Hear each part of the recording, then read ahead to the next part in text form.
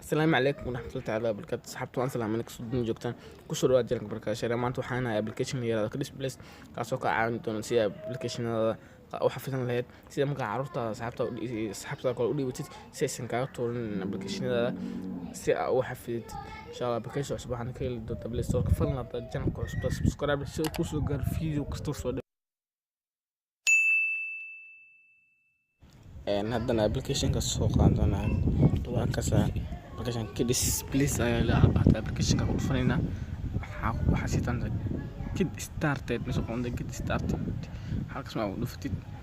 waxa ku doonaa bin afar lambar oo adigu password ahaan ku gaar gasho afar lambar ayaa gashanayda haddana waxaan gashanaa 1 2 3 4 gashtay haddana mar labada ku celinaysa lambarka si ilaa 4 bas osmaa ka dhaxul fun danta abdaad bin meesha qoontahay hoos ee ku taala ma ku dhufatid haddana afartii lambar hore soo gelisay haddana gelinaysa oo ilaa afar gasho gelinaysa haddana hoos marka hoos sidoo kale haddana saddex afar lambar gelinaysa ka baaxdo wuxuu ku leeyahay tig saar meeshaas tig saaraysa meeshaas halkaas oo kaasa marka tig saar waxa ku dhufan doontaa continue meesha qoontahay continue hoos ama ku dhufatid okay leenahay hadda wuxuu ku leeyahay application soo sax off uu noo yahay ona soo dhiganaa halka Kids Place waa kaasa off way on aan soo dhiganaa halkan ka saarnay hadda ka noqo gudaha u sii kan meesha waana lock home button meesha qoran tahay lock home button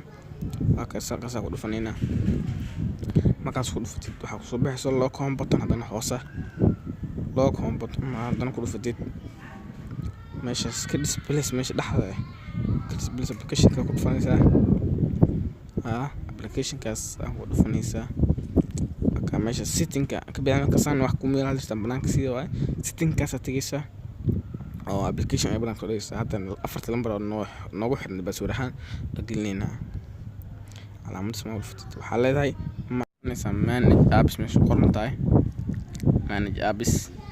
ma ku dhufatid gudaha u sii galinaa hadda waxaan soo dooran doonaa application oo baahan in aan gudaha soo dhigo application dhexdiisa oo qarsano hadda application doonana tabaan meeshaas default user kor meesha qoran tahay ataanaysa default user ma ku dhufatid waxa ku saaraysa sida ma ku dhufatid hadda caadi oo noqonaysa markaas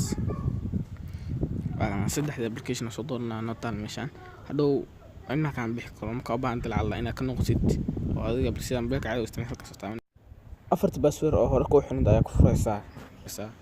وكاس سمين ماشي قرن تكرر كفن ساعة مرة حالة جاوا إنه كسوع قال كسوع اليوم أكون هون الساعة هذا أنا سيدي لمبر كيكو علني ساعة مكاد لمبر كوع لشيء موبايلك سي صار لهم سنة هنا بنانك الدنيا أكاسا فلنا هذا الجانب كل سبلاي سبسكرايب بس كوسو كرفيز وكستو صدق